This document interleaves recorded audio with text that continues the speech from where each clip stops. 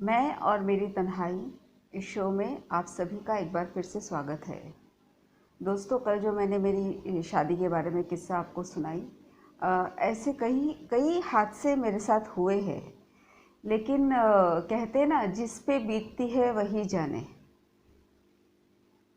जो मुझे मेरे घर वालों को ऐसा लगता था कि क्योंकि मैं फ़िल्म इंडस्ट्री में काम करती हूँ तो मुझे शादी ये सब कुछ ज़रूरी नहीं लगता। ऐसा नहीं है, मैं भी इंसान हूँ और मुझे बहुत फ़र्क पड़ता है, ऐसा कुछ भी नहीं है। बहरहाल ऐसे किस्से सुनाने अगर बैठूँगी तो मेरे ख्याल से ज़िंदगी मेरी पूरी बीत जाएगी। आगे बढ़ते हैं। मैं आपको अपने बारे में थोड़ा सा और बताना चाहती हूँ। दोस्तों, मैं मॉडलिंग कर चुकी हूँ। मैं वो टाइम में 1996 की बात है। कैटलॉग्स बहुत चलते थे, मैंने काफ़ी कैटलॉग्स के लिए शूट किया हुआ है। और फिर मुझे चांस मिला स्टेज शो के लिए, डांसिंग, और मैंने मेरा करियर स्टेज शो में भी आजमाया, अच्छा चला। और मुझे फिर प्राइवेट शोज़ भी मिलने लगे और बहुत सारे शोज़ मैं करने लगी। और घर की हालात तो जो थे वो मैंने आपसे ऑलरेडी बयां कर चुकी हूँ।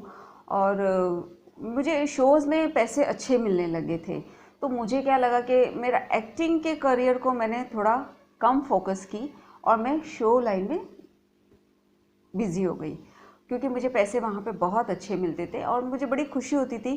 वो पैसे मैं सारे मेरी माँ के हाथ में ही ला के देती थी। मेरा अकाउंट पूरा माँ ही संभालते थे। अकाउंट तो कुछ नहीं था, मैं माँ बाप के लिए ही कमा रही थी, सब कुछ उनका ही था।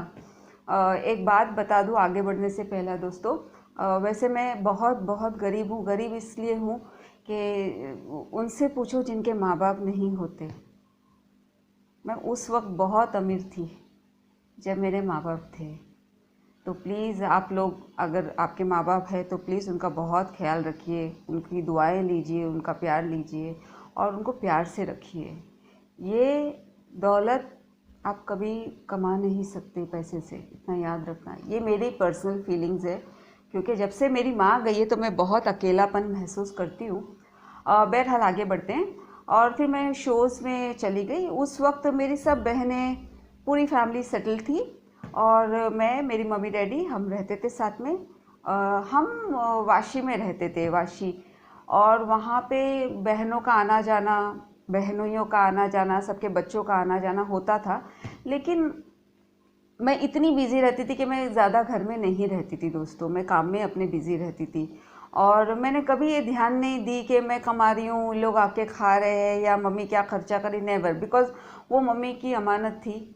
मम्मी को जो करना था, उन्हें, I think she was the best to जज। तो मैंने कभी दखल अंदाजी की ही नहीं।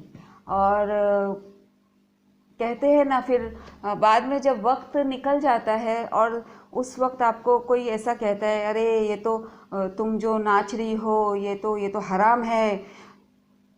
मेरे को एक ही सवाल है, जब माँ बाप को संभालना था और इसी पैसे से मैंने माँ बाप को संभाली हूँ, मेरे को मेरा काम हराम नहीं लगता है।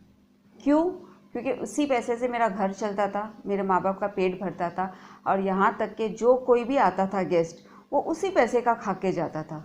तो मेरा एक ही सवाल है लोगों से कि हराम और हलाल क्या होता है? मेरे नज़र में तो, जैसे मैंने हमेशा कहती हूँ, हर एक बराबर है। काम हो, इंसान हो, सब बराबर है।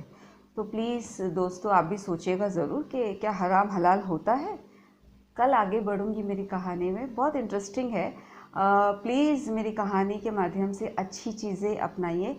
और अगर आपको कुछ मेरी बातें गलत लगती है या बुरी लगती है, बहुत बहुत sorry and thank you so much. जय हिंद।